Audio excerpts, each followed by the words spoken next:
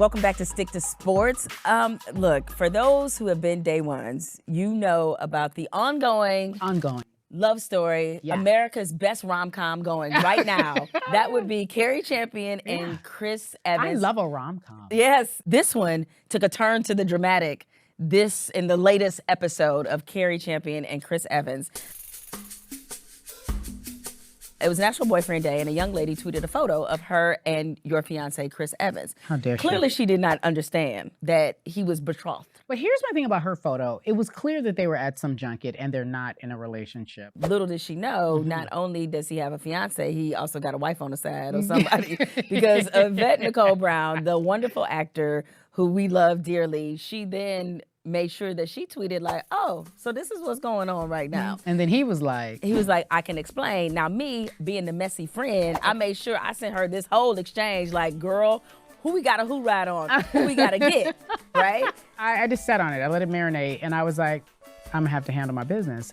And then I replied, this is awkward. He tweeted a GIF. Let me explain. That was like, ooh, yeah, this is pretty awkward. You got a girlfriend, a wife on the side, and a fiance. Chris, you doing a lot right now.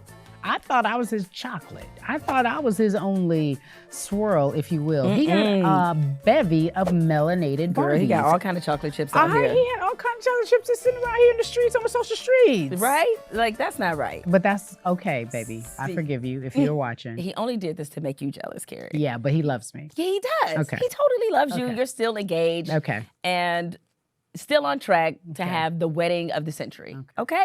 This is great because, as you well know, Stick to Sports taking a brief break to gather ourselves to do what we need to do, a little bit of housekeeping and making sure we're giving you the best that we have been giving you.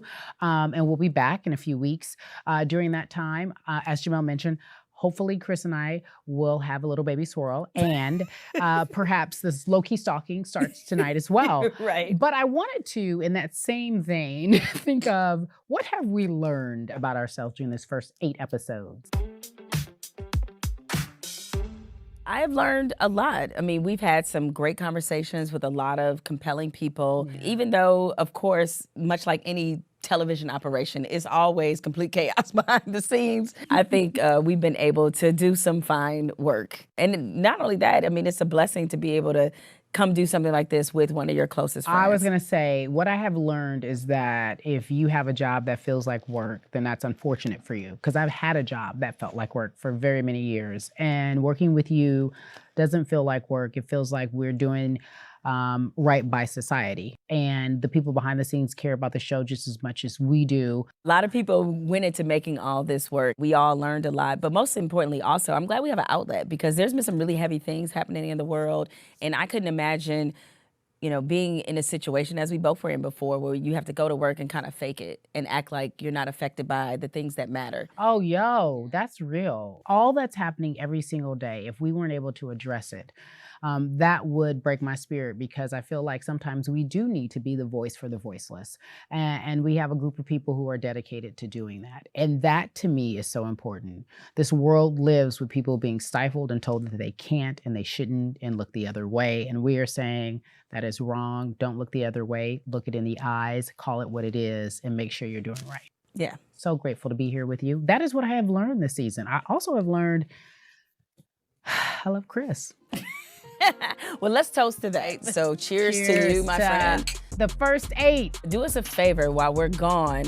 Make sure that you go vote. And, you know, when the show comes back, hopefully we'll be celebrating having a new president. Go vote! Cheers!